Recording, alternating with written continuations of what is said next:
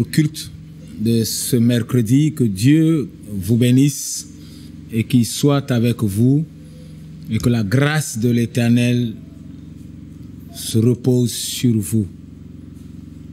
Alors, nous sommes en train de parler depuis un moment de l'adoration. Et j'avais dit que c'était une série d'enseignements sur l'adoration.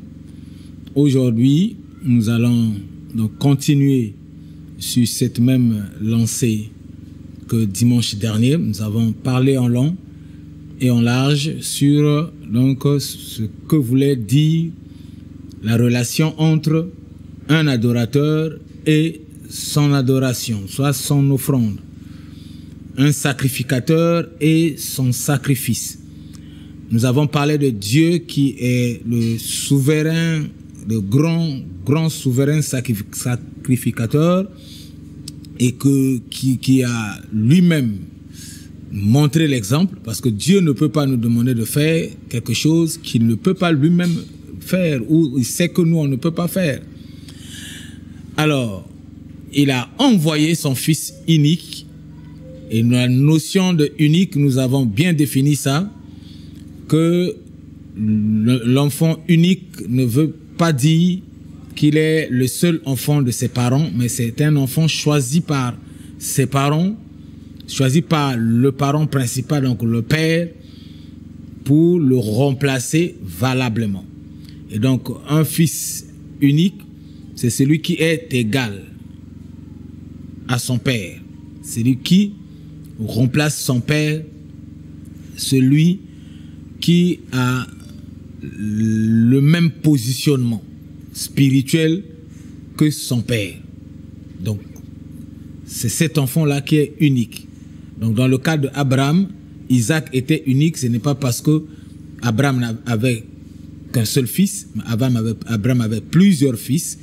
Et donc, Isaac était un enfant choisi devant les autres comme un fils qui devait remplacer son père quand son père n'est pas là, à tout moment.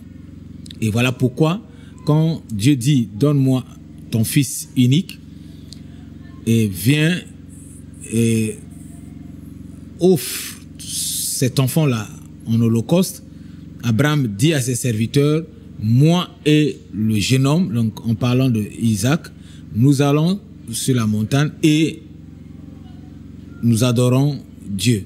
Ensuite, nous y reviendrons. Parce que cet enfant le représentait directement et donc lui et son fils étaient devenus un. Dans le cas de Dieu également, il prend son fils unique, il l'envoie. Il dit pour la terre qu'il a tant aimé les habitants et qu'il a envoyé son fils unique afin que quiconque croit. Et donc son fils unique, c'est celui qui remplace Dieu valablement. Voilà pourquoi le fils unique avait eu des problèmes avec les Juifs. Les Juifs connaissant cette notion-là de fils unique, et lui, s'appelant le fils de Dieu, ils se sont dit, non, tu peux pas être fils de Dieu. Nous connaissons Dieu, personne ne peut voir Dieu. Comment toi tu peux dire, toi tu es fils de Dieu? Donc il avait commencé à avoir des problèmes parce qu'il disait fils de Dieu. Parce que celui qui dit fils de Dieu, il est égal à Dieu. Parce qu'il le remplace valablement. Et le jour donc de son baptême, le ciel s'est ouvert et le Père a déclaré que celui-ci est mon fils, bien-aimé, en qui j'ai mis toute ma divinité. Et donc Jésus-Christ devenait un seul avec Dieu. Donc le sacrifice est lié, on ne peut pas séparer le sacrifice de son sacrificateur. Le sacrifice qui ne vaut pas la vie du sacrificateur n'est pas un sacrifice. Donc l'adoration ou l'offrande qui ne vaut pas la vie de l'adorateur n'est pas une offrande. Voilà pourquoi Dieu a aimé l'offrande de Caïn et peut-être d'Abel et n'a pas approuvé l'offrande de Caïn. Parce que l'offrande de Caïn ne valait pas sa vie. L'offrande d'Abel valait sa vie, pas parce qu'il avait offert les animaux, mais c'est parce qu'il avait offert les premières places, donc les prémices de ses troupeaux. Donc en faisant cela, c'était pas au hasard, mais c'est parce qu'il considérait Dieu dans sa vie. Il voyait la primauté de Dieu dans sa vie, il voyait la priorité de Dieu dans sa vie et il voyait le droit de propriété de Dieu dans sa vie. Celui qui offre à Dieu doit regarder ces trois dimensions. La primauté, la priorité et le droit de propriété. Est-ce que Dieu passe premièrement au-dessus de tout dans ta vie, toi qui veux offrir à Dieu? Maintenant qu'il n'y a pas de culte d'ensemble et tout, est-ce que tu respectes la dîme? Est-ce que tu l'enlèves premièrement? Même si tu ne donnes pas ça encore à l'église, mais tu mets ça à côté.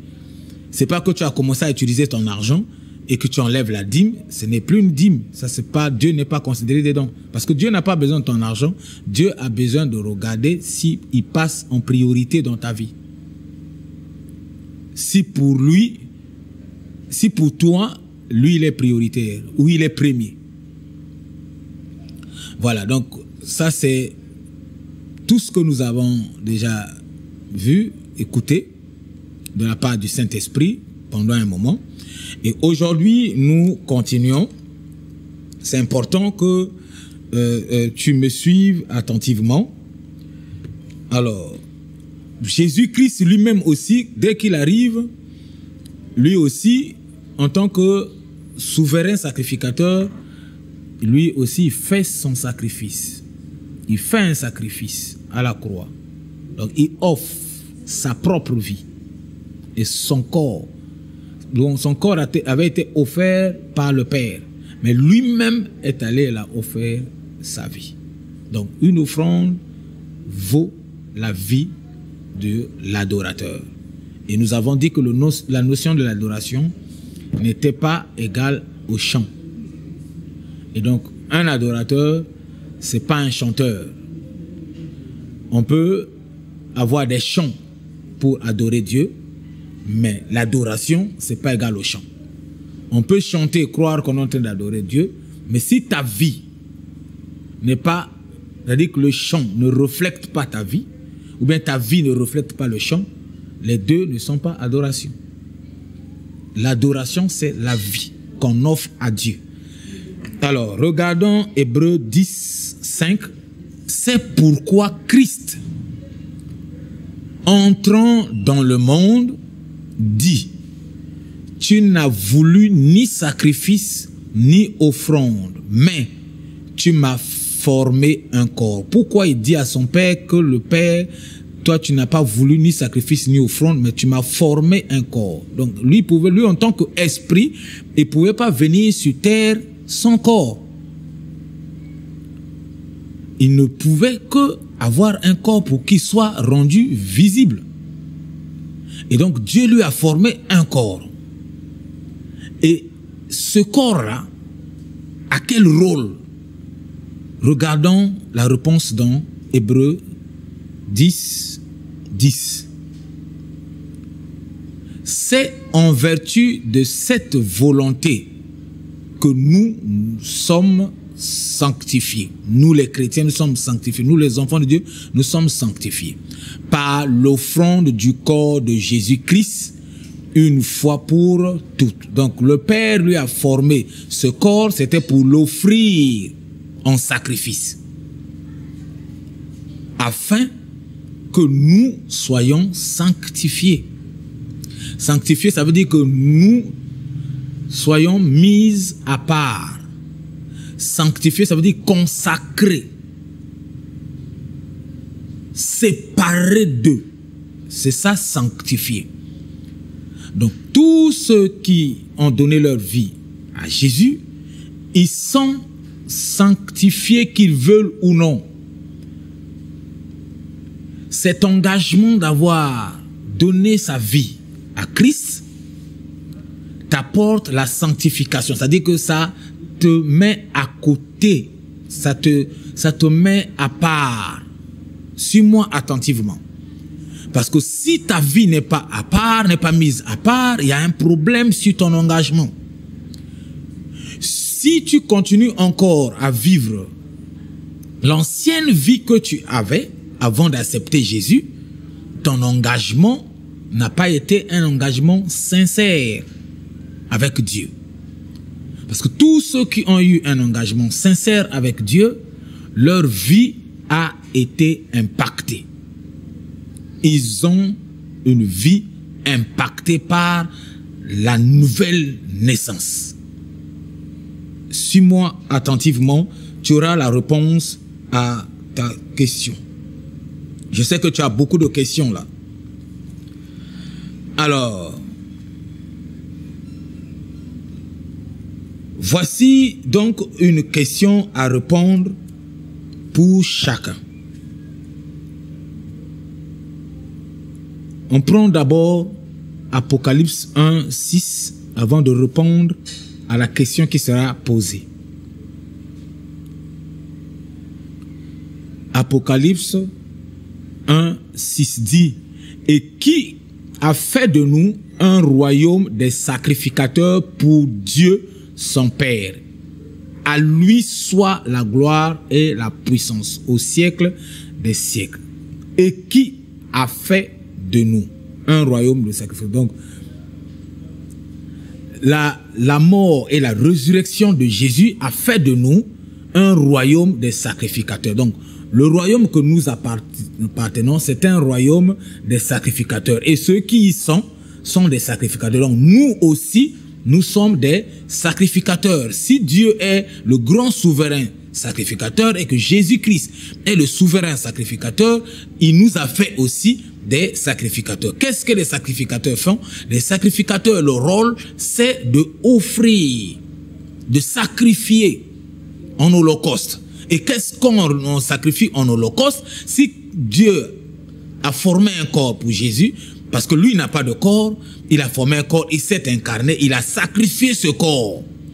Et que Jésus lui-même aussi est allé à la croix pour sacrifier son corps et sa vie.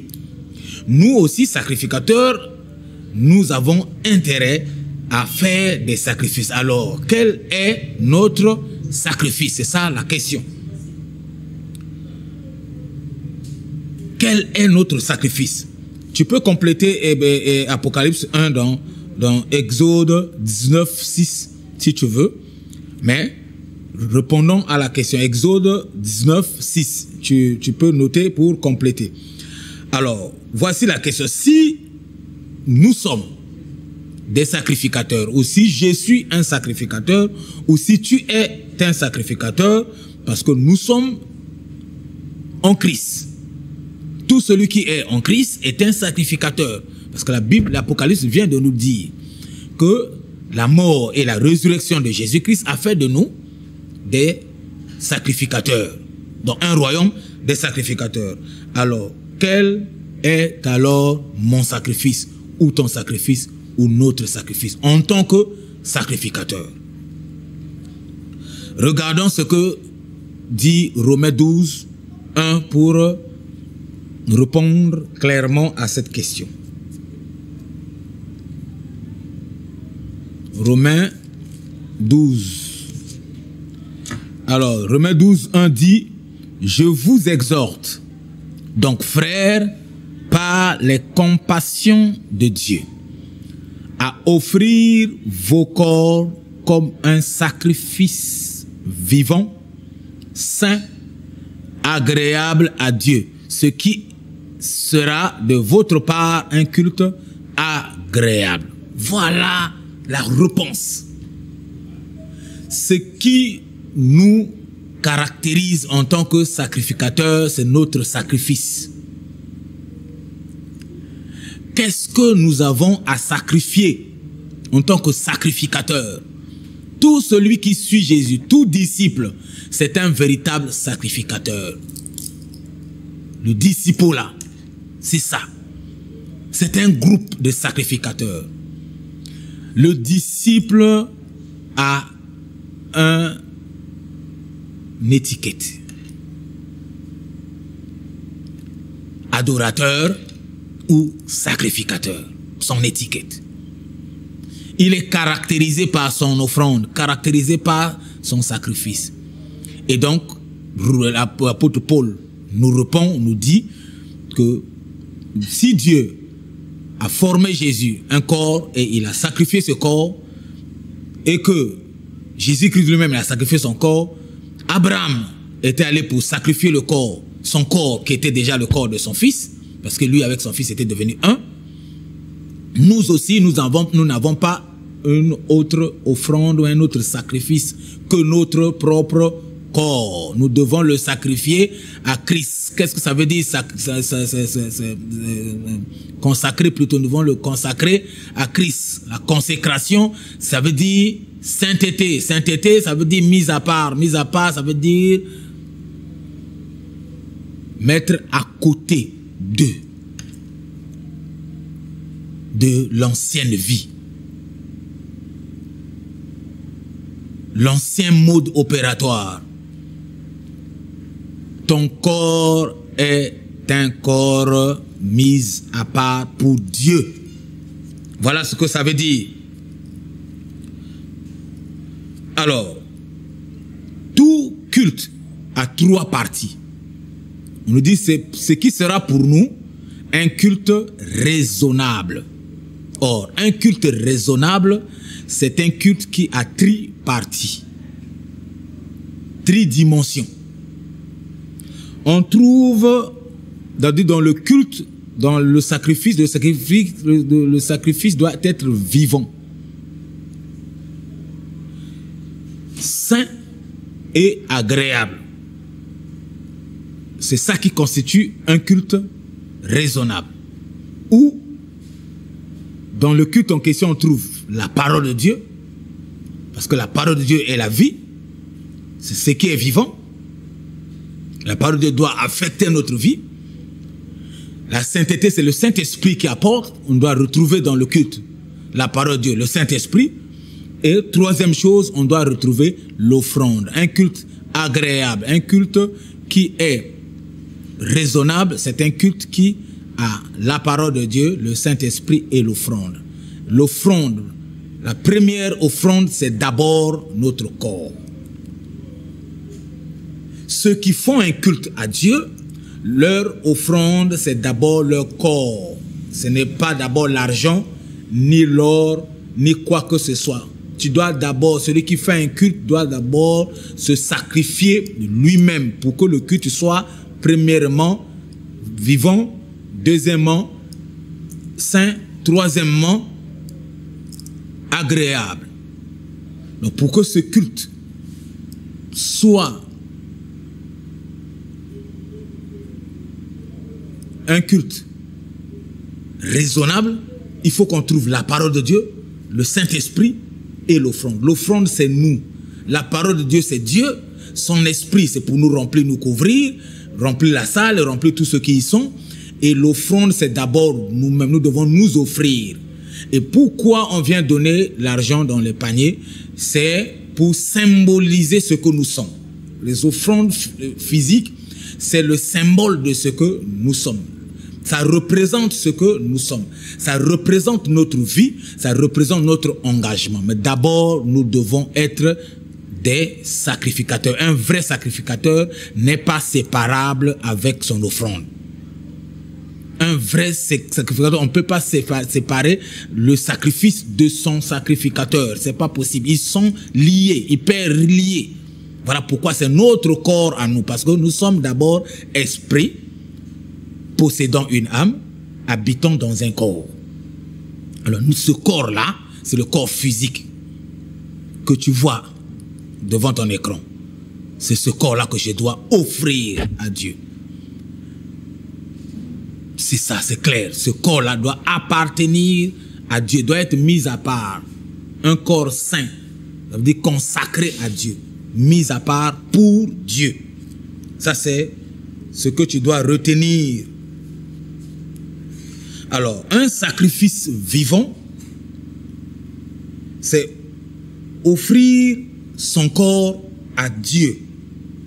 C'est-à-dire que le corps ne t'appartient plus. Parce que ton sacrifice est vivant. Pour prouver que ton sacrifice est vivant, c'est que tu dois toi-même accepter. Voilà pourquoi la présence de la foi de Dieu en nous. Pour accepter que ton corps désormais, ne t'appartient plus, pour que ton sacrifice soit vivant. Ça, il faut retenir. Ça veut dire que je ne vis plus pour moi-même, mais je vis pour Dieu, parce que mon corps est offert à Dieu.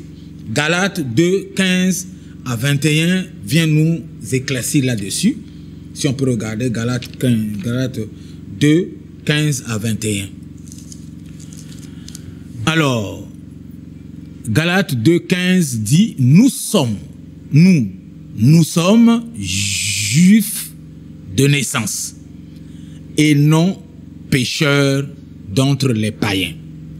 L'apôtre Paul est en train de prendre l'exemple des juifs. Il parle aux juifs. Il est tenté de dire à ses frères, nous ne sommes pas des païens. Donc ici, il y a deux groupes seulement. Il y a deux groupes. Le groupe des juifs et le groupe des païens. Tous ceux qui ne sont pas juifs sont païens. Donc il n'est pas en train de dire que nous sommes des païens pécheurs qui sont hors Dieu. Mais nous sommes des juifs. Oui, suivant. Néanmoins, sachant, étant que juifs, que ce n'est pas par les œuvres de la loi que l'homme est justifié. La loi ici, c'est la loi de Moïse. Ce n'est pas par les œuvres de la loi que Moïse nous a prescrit que l'homme est justifié. Mais c'est par la foi en Jésus-Christ que l'homme reçoit la justification. Là, quand il parle de l'homme, il parle de l'homme païen qui est gagné parmi les païens et celui qui est gagné parmi les juifs. Donc cet homme-là, au moyen de sa foi en Jésus-Christ, il reçoit la justification. Ça veut dire qu'il est mis à part. Quel que soit ce que les hommes vont voir en lui, ce serait du passé. Alors nous aussi, nous avons cru en Jésus-Christ afin d'être justifiés par la foi en Christ et non par les œuvres de la loi. Même si tu pratiques la loi, comment tu ne seras jamais justifié par Dieu, par Christ. Tu seras peut-être justifié par les hommes, mais ça ne sera pas une justification normale de Dieu.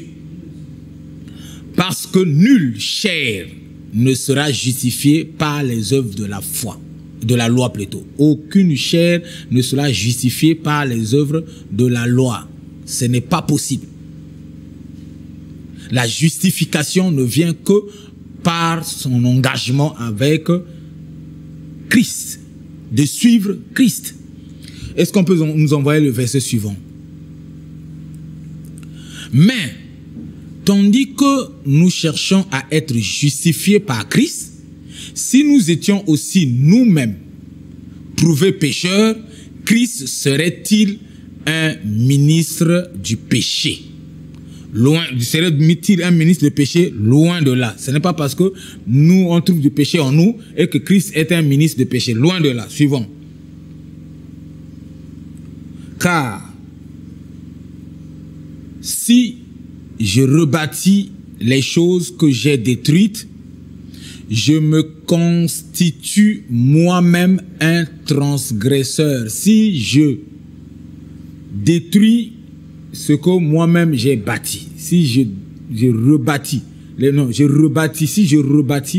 choses que j'ai détruites, si je construis les choses, la vie que moi j'ai construit avec Christ, si je viens rebâtir ça, je suis moi-même comme un transgresseur.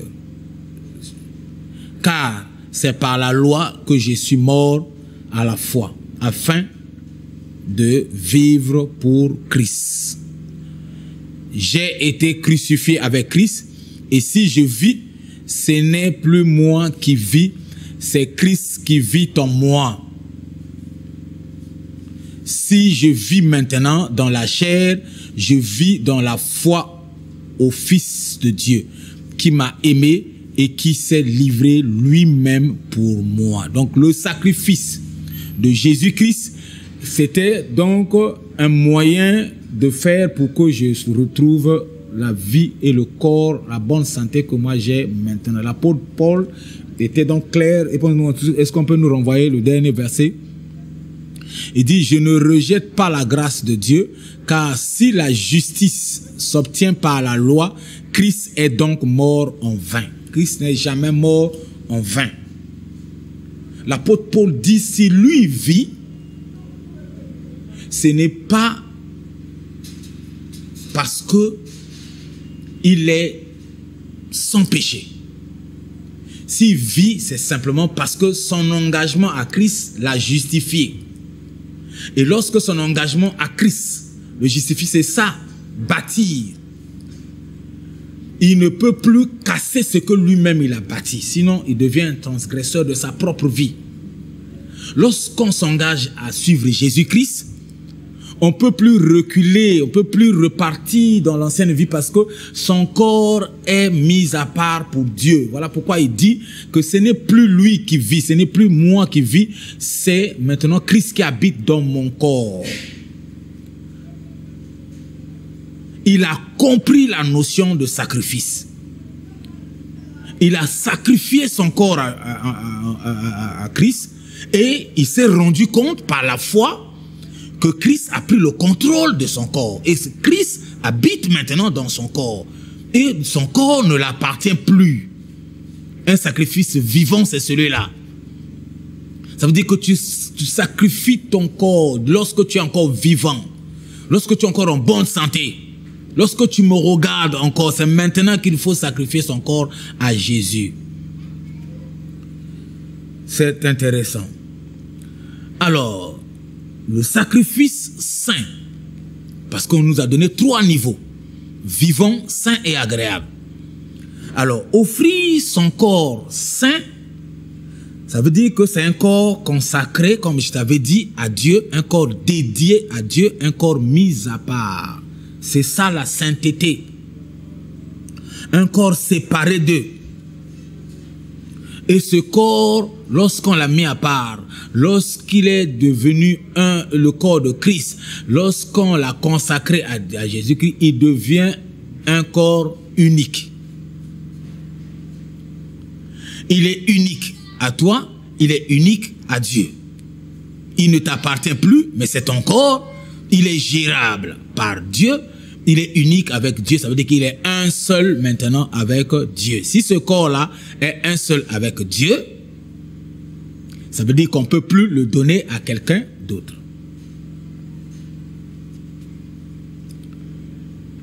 Si mon corps est consacré à Dieu, si mon corps est mis à part pour Dieu, ce corps ne sera plus donné ou géré par qui que ce soit.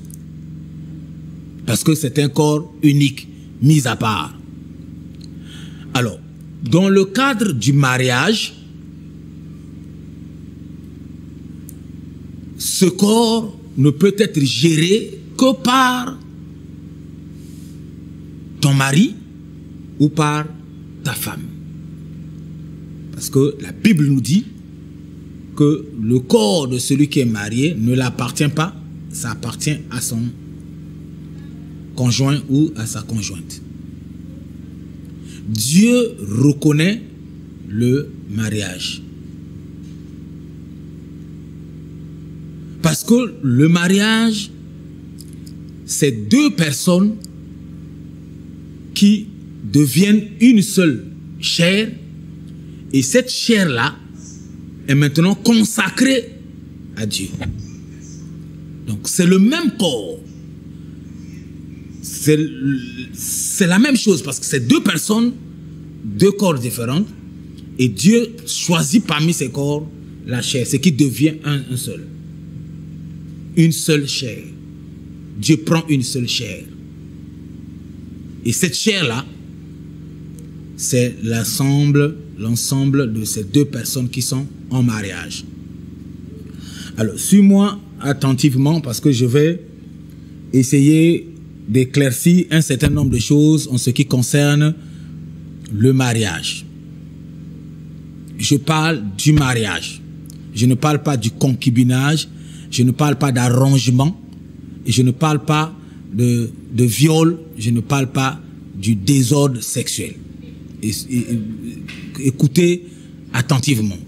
L'adoration va jusque dans le mariage. Le sacrifice va jusque dans le mariage.